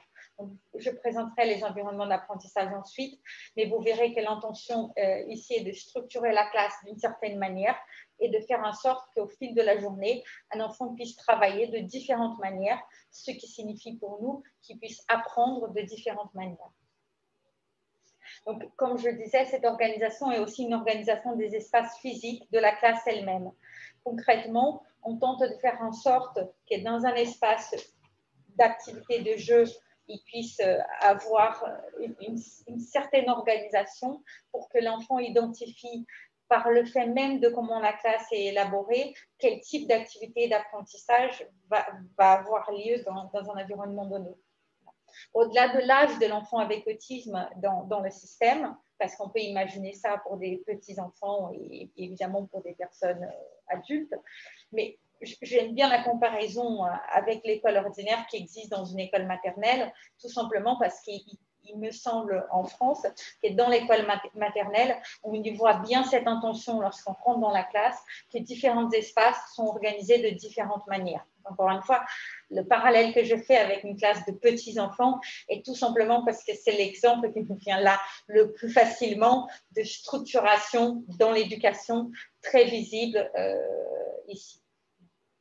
Comme Chelsea a dit avant, par mon accent, vous voyez que je suis brésilienne. Donc, à l'école maternelle, non, je n'étais pas là, mais je l'ai connue après par mon travail. Donc, on peut avancer. J'essaie de donner quelques exemples par des photos de structuration d'environnement d'apprentissage. Voilà, on peut continuer. Et donc, on arrive à une diapo où on a les 4 environnements d'apprentissage présentés, donc qu'on appelle dirigé par l'enseignant, dirigé par le matériel, dirigé par les pairs et dirigé par l'élève.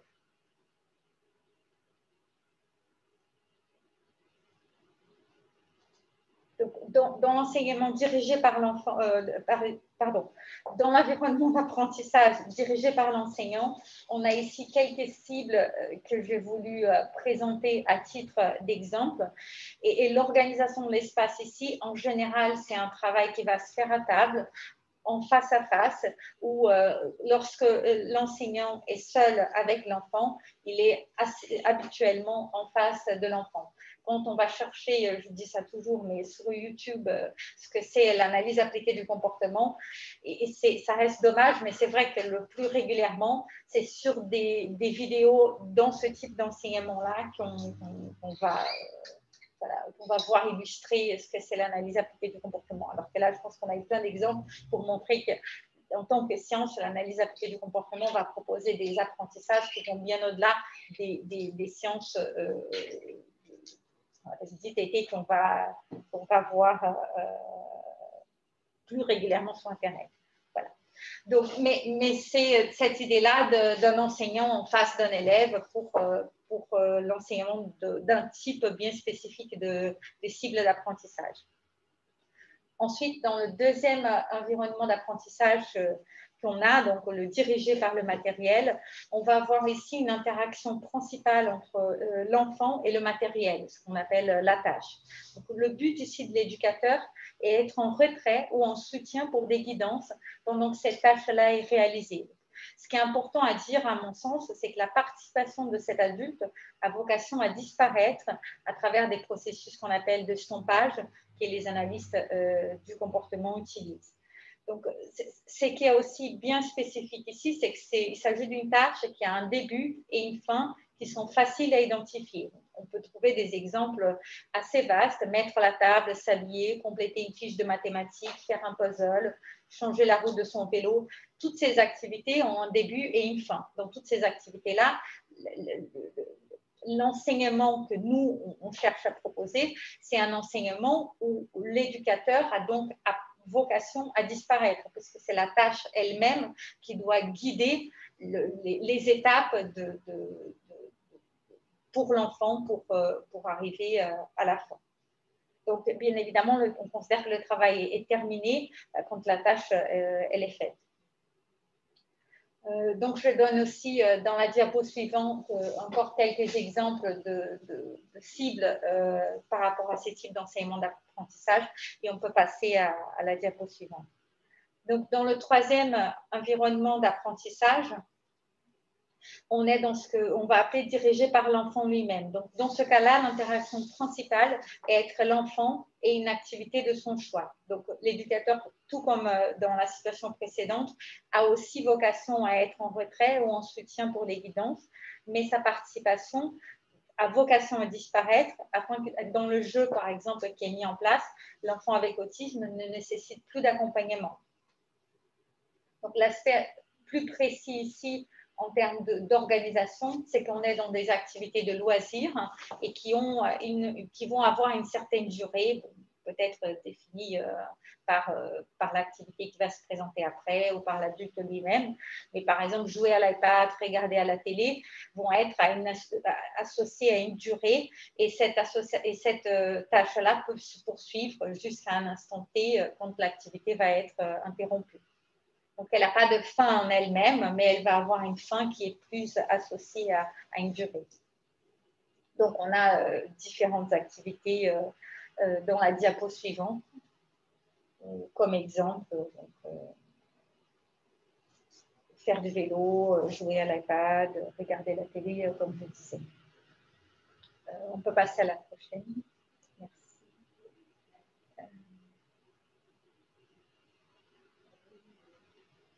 Donc oui, donc je fais dans la prochaine diapo juste une distinction entre ce que c'est le dirigé par le matériel et le dirigé par l'élève, tout simplement pour tenter de contraster entre ce qu'on considère comme des activités davantage de travail dans une tâche et ce qu'on considère comme des activités davantage de loisirs.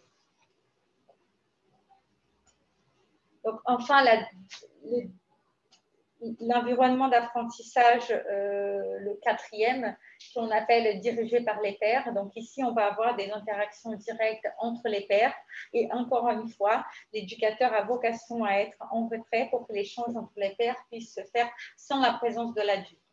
Moi, ce que j'aime bien dans cette idée-là d'environnement d'apprentissage est aussi de dire qu'alors qu'on a parfois l'image de l'analyse du comportement comme étant un apprentissage qui se fait exclusivement un pour un et qui a absolument nécessité d'avoir un adulte, on voit là que finalement sur 4 environnements d'apprentissage que je propose aujourd'hui, on en a 3 où j'insiste sur l'intention d'avoir l'éducateur disparaître. Alors, bien évidemment, il a une place pour l'enseignement, mais l'intention de l'organisation de l'emploi du temps de l'enfant, si on suit cette logique-là, n'est pas justement d'avoir un adulte auprès de lui tout au long de la journée, puisqu'il a plusieurs situations d'apprentissage qui se font par le matériel, par un père, par une activité de loisir et les choix, comme mes collègues ont mentionné avant.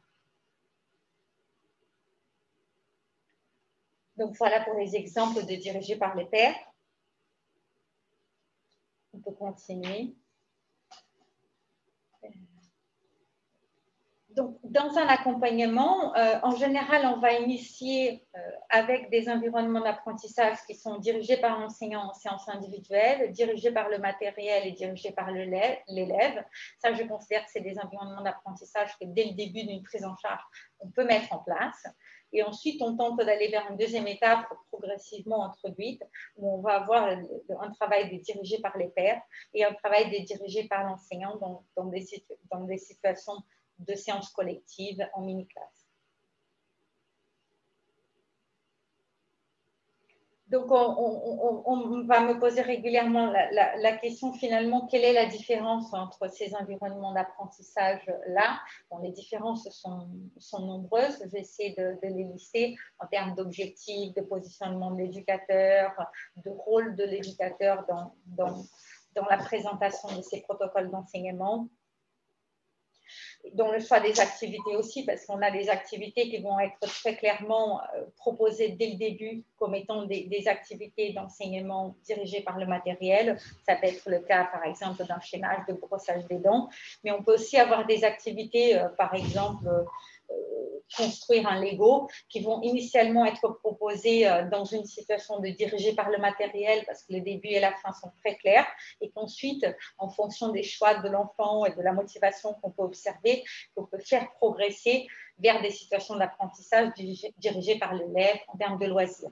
C'est vrai que nous aussi, on va s'appuyer assez régulièrement sur un matériel qui est plus facile à structurer, parce qu'au démarrage d'un enseignement, la structuration, elle a toute sa place. Et c'est juste pour dire que si j'insiste sur le démarrage, c'est parce que je pense aussi que dans le temps, le fait de structurer moins l'environnement a tout autant sa place pour qu'on arrive vers plus de flexibilité psychologique, plus de généralisation, etc. J'essaie de faire un lien avec d'autres choses qu'on a pu voir ce matin. Voilà, on peut continuer. Donc là aussi, je tente d'anticiper des questions qui me viennent assez régulièrement en disant oui, mais comment on va enseigner dans un groupe alors que chaque enfant a un projet éducatif différent, a des objectifs différents. Moi, je n'aime pas du tout le mot niveau, mais c'est le mot qui arrive le plus régulièrement quand on me pose la question. Alors, bon, bien évidemment, dans n'importe quel groupe, en fonction de la situation d'apprentissage, il y a des adaptations qui sont nécessaires, mais pas toujours en fait. Et c'est sur le pas toujours que je voulais insister aujourd'hui. Quand on parle de diriger par le matériel, donc pour rappel, chaque enfant ou jeune, adulte, peu importe, est sur une tâche qui a un début et une fin. On peut tout à fait imaginer une situation d'apprentissage où il y a 5 personnes dans une salle et chacune apprend avec un matériel différent, que pour garder le mot le plus utilisé, qui propose un niveau différent. Et cette structuration-là d'environnement d'apprentissage, de tâches dirigées par le matériel, peut tout à fait permettre que chacun soit sur une tâche qui lui est individuelle, tout en partageant un espace de travail. Donc, il ne s'agit pas de dire que tous les enfants font la même chose pour qu'on puisse travailler en groupe.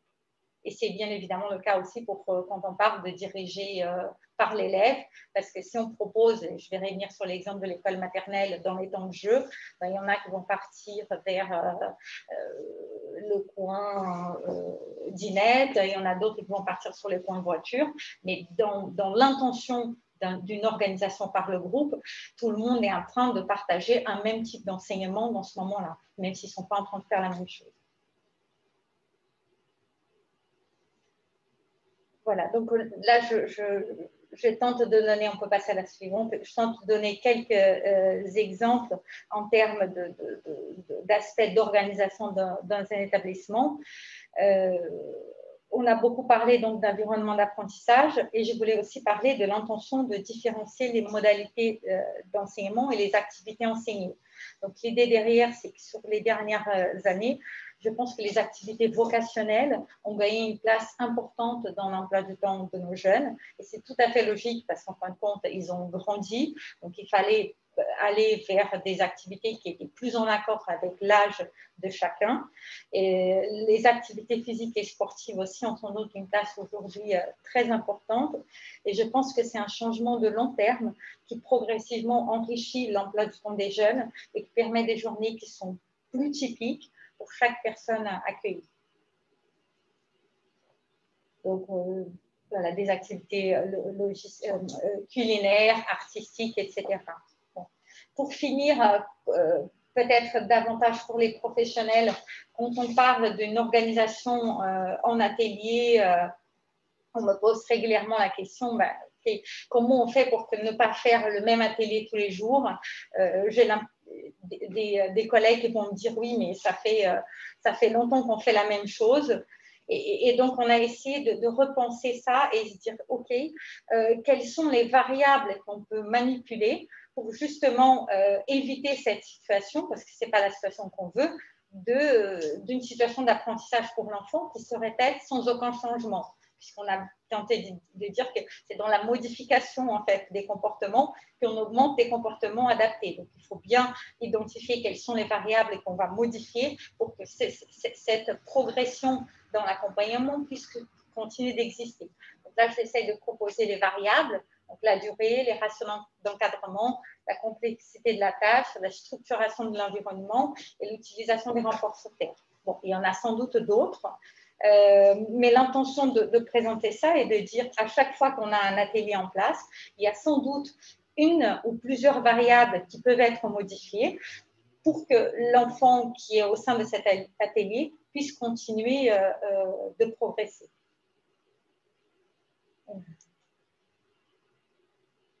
Donc, si je peux peut-être exprimer ou résumer plus largement mon souhait, c'est un souhait d'accompagner un changement de regard de ce qui est possible pour chaque enfant et d'accompagner un changement de regard de ce qui est possible aussi dans chaque centre. Je ne pense pas encore possible aujourd'hui en France de dire que chaque enfant trouvera sa place dans le modèle d'école tel qu'il est proposé, même si aujourd'hui on a des démarches comme les unités d'enseignement, les classes d'autorégulation, etc., qui proposent déjà un changement au sein de l'école. Mais lorsqu'un enfant ne trouve pas sa place au sein des propositions qui existent aujourd'hui, et il y en aura d'autres dans l'avenir, cela ne signifie pas non plus évidemment que la place de l'enfant est institutionnalisée. Donc aujourd'hui, je pense qu'on a la responsabilité dans nos centres de créer un modèle alternatif qui propose des activités d'apprentissage qui soient riches en expérience et qui permet une vraie démarche d'inclusion dans la société, inclusion pour l'enfant, inclusion pour l'adolescent et inclusion pour l'adulte. Donc, un centre, évidemment, n'est qu'une base, en fait. Et l'intention, lorsqu'un enfant arrive ou un adulte arrive dans un centre, c'est finalement de diminuer progressivement son temps de présence dans le centre pour aller vers des apprentissages à l'extérieur et d'enrichir par la mise en place d'activités ordinaires, de la présence de personnes extérieures, etc., le type de modèle qu'on propose. Finalement, le centre le plus de meilleure qualité qu'on puisse imaginer, c'est un centre où les enfants n'y sont pas, qui servent de base pour qu'ils puissent y être à l'extérieur, même si cette idée de base me paraît tout à fait importante et indispensable pour beaucoup de projets. Donc, voilà. Donc, à chaque fois, bien que dans un enseignement moins structuré, on est toujours dans cette même recherche de définition d'objectifs, d'apprentissage, d'évaluation des progrès, de formation des équipes et de qualité dans les services qu'on propose. Merci. Merci beaucoup.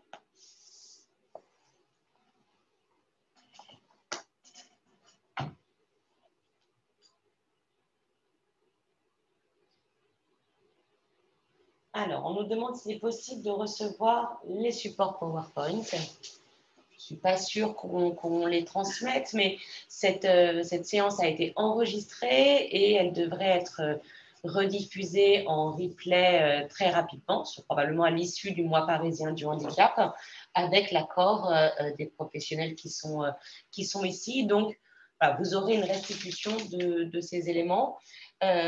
peut-être, du coup, c'est une question pour vous. J'entends que c'est une personne qui est très intéressée par vos interventions, qui visiblement, si j'ai bien compris, est la maman d'un jeune garçon autiste.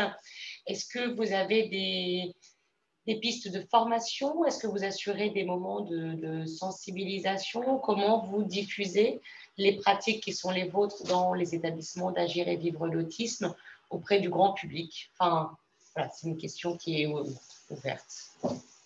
Donc, je vais répondre pour l'ensemble des équipes d'AVA ici présentes.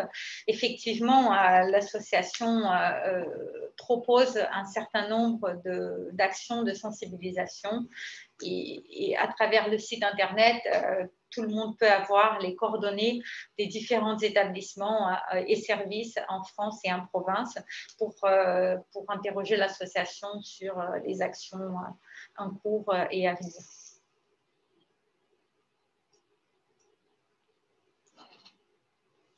Est-ce qu'il y a d'autres interventions, questions?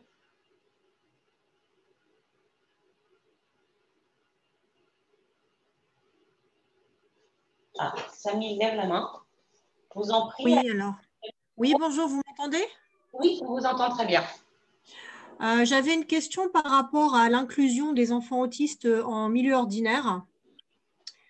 Aujourd'hui, mon fils est scolarisé en milieu ordinaire, il est en CE2. Il a une AESH depuis maintenant 1 an et demi, en saccadé avec la pandémie, hein, bien sûr.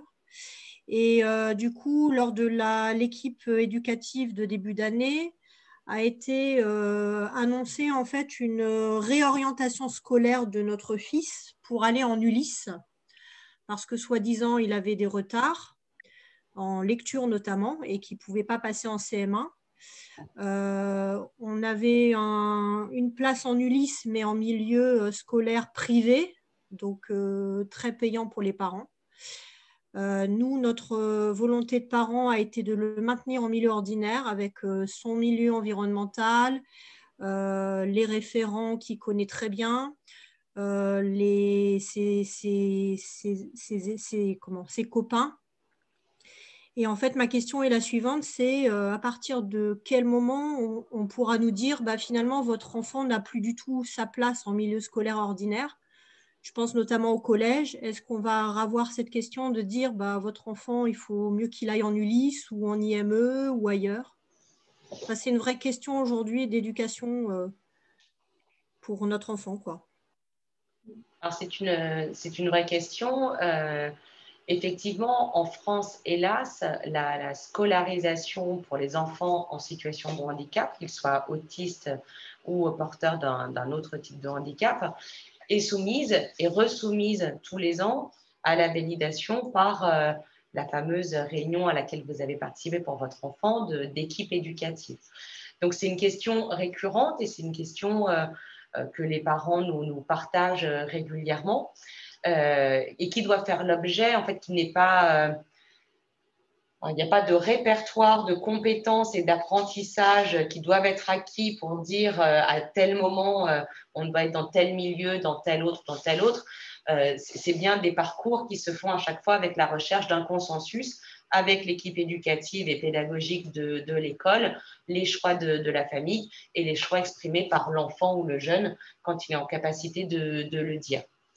Je pense que ce matin, l'illustration qui est faite, c'est que justement, les établissements spécialisés dont font partie, que gère Agir et Vivre l'autisme, qui ont l'appellation Institut médico-éducatif, IME, ne se cantonnent plus, comme dans la période précédente, à être une prise en charge institutionnalisée. C'est bien ce que tu as dit, Anna, c'est que dans ces établissements spécialisés, aujourd'hui, c'est complètement diffusé la culture d'une nécessaire acquisition d'autonomie pour chacun et que les parcours sont bien individualisés en fonction des compétences et des difficultés de chacun pour aller vers de l'inclusion scolaire, de l'inclusion en centre de loisirs, de l'inclusion en club sportif. Et puis, j'en oublie probablement, donc peut-être Anna, tu peux compléter mes propos. C'est-à-dire que je pense qu'aujourd'hui, on n'est plus tout à fait dans cette opposition entre milieu ordinaire et milieu spécialisé. Le milieu spécialisé est un outil à un moment de la vie d'un jeune pour lui permettre d'acquérir le plus de compétences possibles pour pouvoir être aussi en milieu ordinaire, au moins en temps partiel. Voilà. Ça répond peut-être à votre question.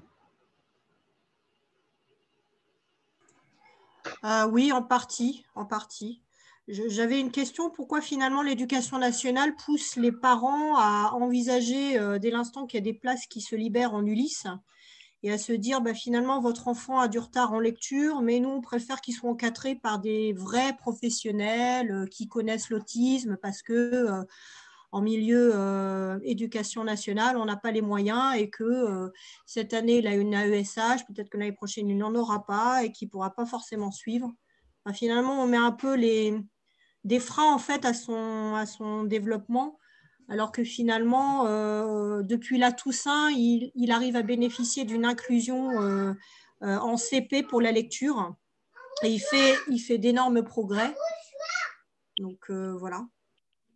Alors, c'est vrai qu'on est dans une situation en France, et c'est un peu les propos que j'avais en introduction. On sait qu'on a cumulé des années et des années de retard, et notamment dans toute la question de l'inclusion scolaire, alors qu'ils ne sont pas, je me permets de m'exprimer en tant que citoyenne, mais qui ne sont pas du tout des compétences qui sont de l'ordre de la mairie du 19e.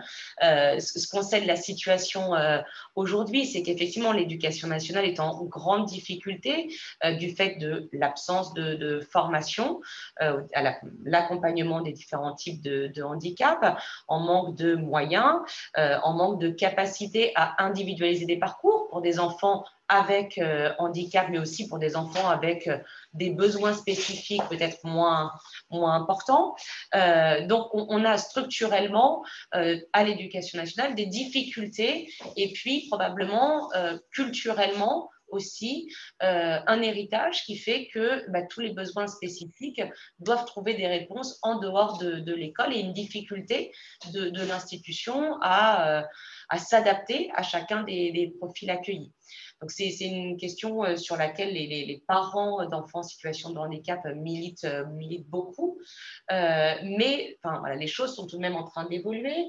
Peut-être vous pouvez parler de l'unité d'enseignement qui a été que vous gérez, qui a été ouverte. Donc, effectivement, aujourd'hui, comme je disais, au sein de l'école, on propose des réponses des réponses élargies, nouvelles par rapport à ce qu'on avait auparavant. Donc, au-delà des modèles d'Ulysse qui existent depuis beaucoup plus longtemps, on a aujourd'hui des classes d'autorégulation, des unités d'enseignement.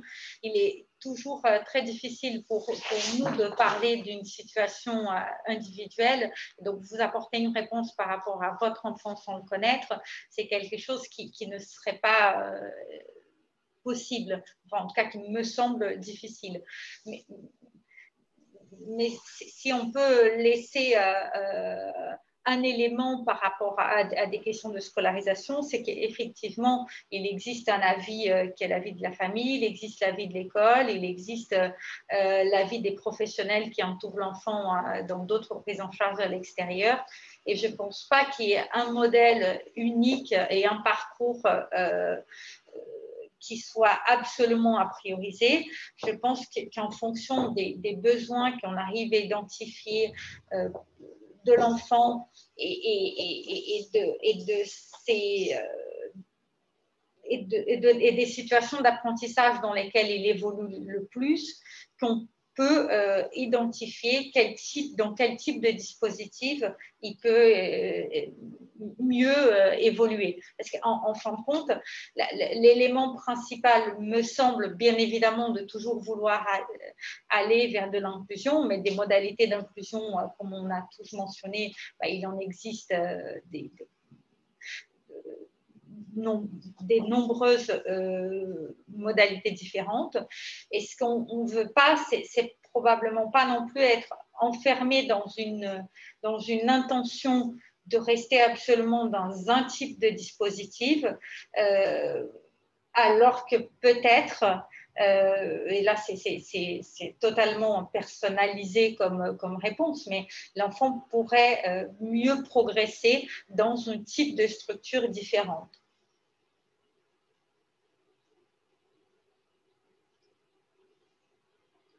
J'espère qu'on a pu apporter des éléments de réponse. Alors, c'est vrai qu'il y a la question de l'école et puis aussi de nombreuses autres occasions d'inclusion dont tu parlais, Anna.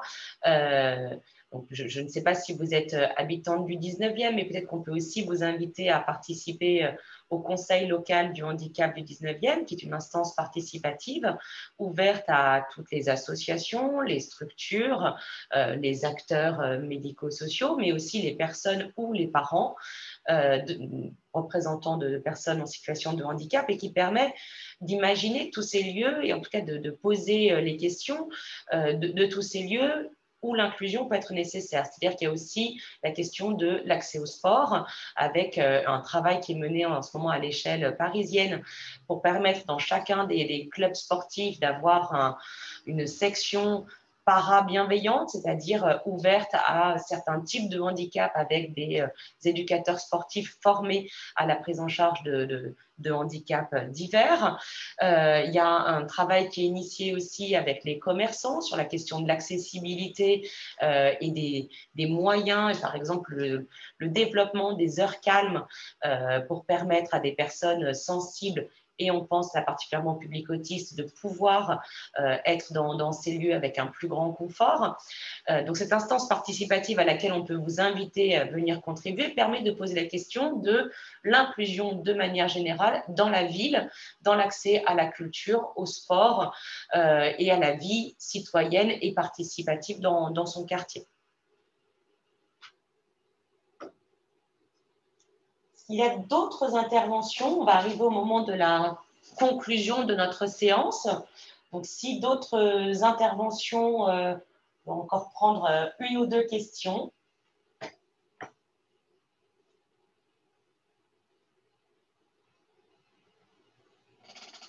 Eh bien, écoutez, je pense que vous avez été extrêmement claires, mesdames, puisqu'encore une fois, on avait un plateau exclusivement féminin pour cette matinée.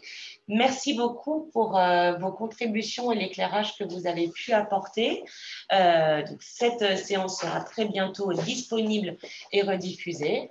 Voilà. Merci à vous toutes. Merci à Agir et Vivre l'Autisme qui a souhaité s'impliquer dans la préparation de cette matinée. Merci beaucoup à la MACVAC de nous accueillir encore dans des conditions formidables. Merci beaucoup Valérie. Et puis merci à tous d'avoir participé, échangé avec nous et d'avoir vous être intéressés à ce sujet sur lequel nous allons continuer à travailler. Merci et bonne journée. Merci, au revoir. Au revoir.